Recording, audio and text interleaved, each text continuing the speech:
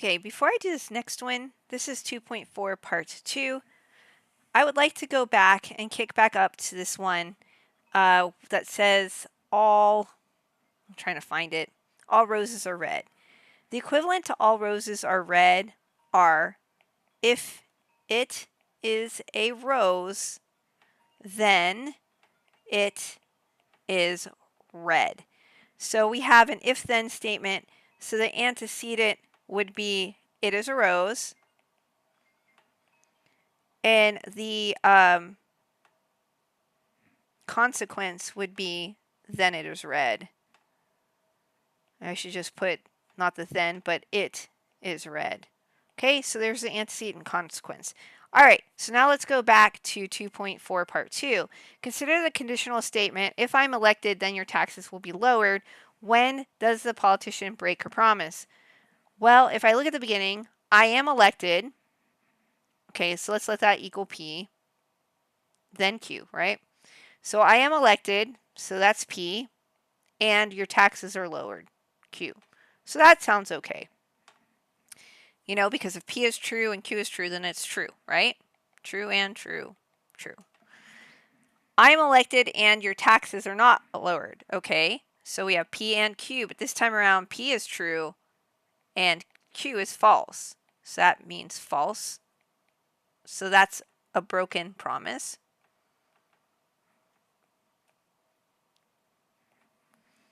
I am not elected, so negation P, and your taxes are lowered.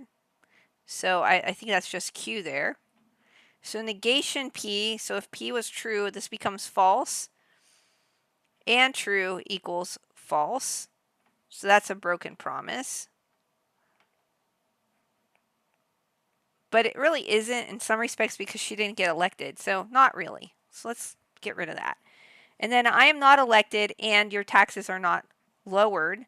So we get negation P and negation Q. So negation P, if P is true initially, that would become false. And Q was true initially, that would become false. So this is also would be seen as a broken promise, but if she didn't get elected, then it's kind of hard for her to break her promise. So the only true one that I would say she really broke her promise is the second one here. So we'll get rid of this check mark here. This one. She doesn't lower your taxes and she promised to do so, then she broke her promise. All right, so let's look at the truth table for the conditional statement. We have P, we have Q, and we have if P then Q. So again, we have only two simple statements, P and Q. This lists out all possibilities. Do you have to memorize this? The answer is yes. You have to memorize the conditional truth table, okay? So if P is true and you back it up with the consequence that Q is true, then the result is true. If P is true and you're backing it up with something false, then the result is false. Now here's where things get weird. If you start with something false, it doesn't matter what you back it up with. Unfortunately, it's seen as being true. You just have to go with this with me, okay? So if you start with something false, back it up with something true, the result is true. If I start with something false and back it up with something false, then it's also seen as true, okay? So the only time the conditional is false is when you start with something true and the consequence is false. So let's write that up. The only time the conditional is false is when the antecedent is true with a false consequence. Okay? Otherwise, the result of P then Q is true. Okay? So the only time it's false is when you start with something true, back it up with something false. Okay. Find the truth values for the compound statement. Suppose P is true, Q is false, and R is false. Again, it says truth values, not truth table.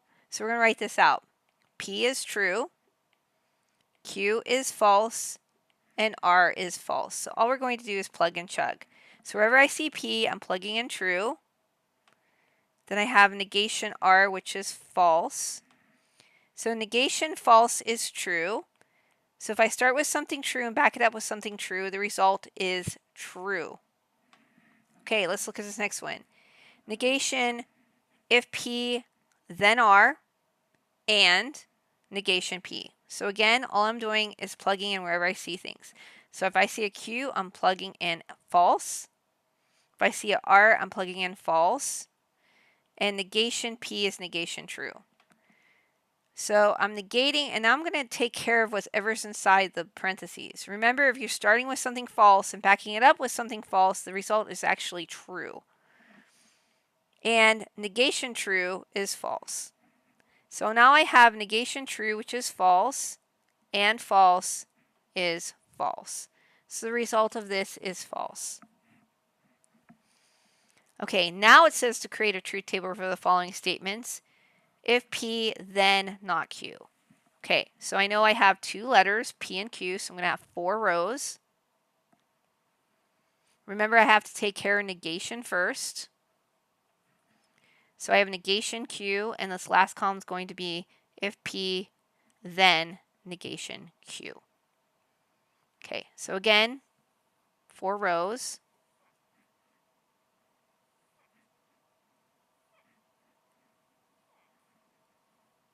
Okay, now I'm going to clean this up just a little bit.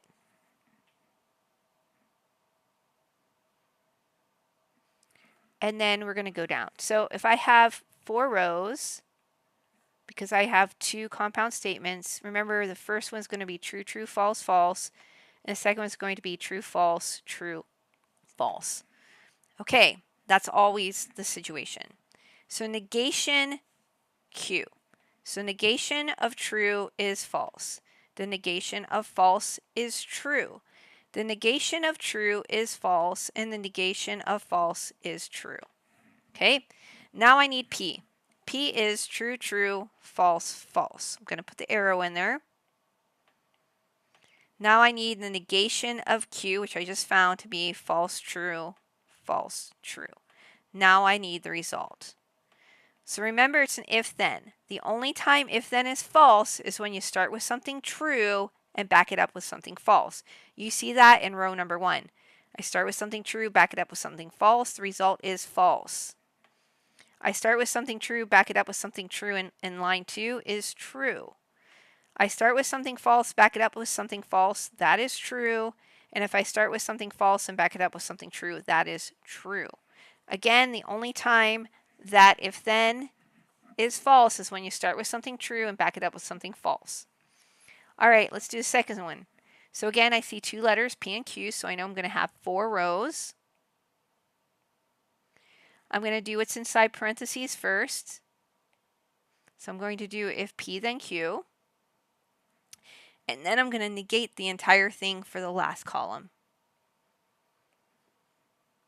Okay, so again, 4 rows. 1, 2, 3, excuse me, 4. Okay, cleaning this up a little bit. All right, so P column's always true. Whoops. Let me fix that. The P column is always true, true, false, false, is what I was trying to say. And the Q column is always true, false, true, false. Okay. Okay, so I'm looking at row 1. Now I need if P, then Q. So I'm going to write down P, which is true, true, false, false. I'm going to put the arrows in. I'm going to write down Q, which is true, false, true, false. And now I'm going to analyze it. So if true, then true is true. If true, then false is false. That's the only time it's false. If false, then true is true. If false, then false is true. Okay, now I have to negate what I just found. So negation of true. negation of false, negation of true, negation of true.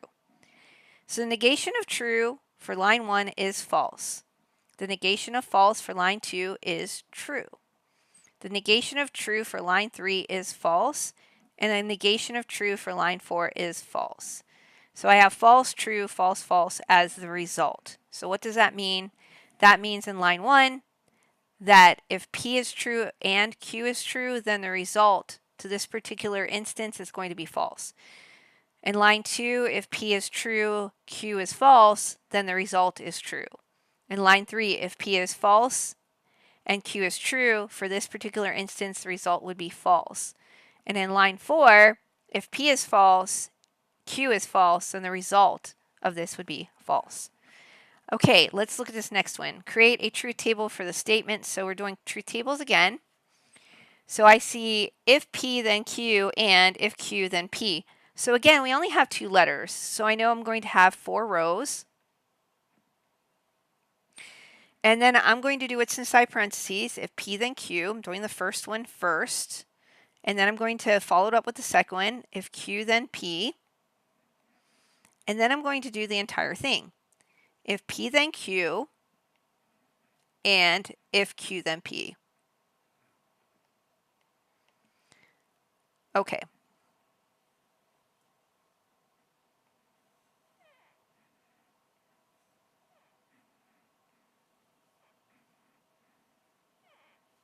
Okay. I'm going to go ahead and just clean this up a tiny little bit. Okay. So again, 4 rows. P is true, true, false, false. Q is true, false, true, false. So I'm going to write down the P column again. True, true, false, false. Put the arrow, because remember it's if then. And then back it up with true, false, true, false.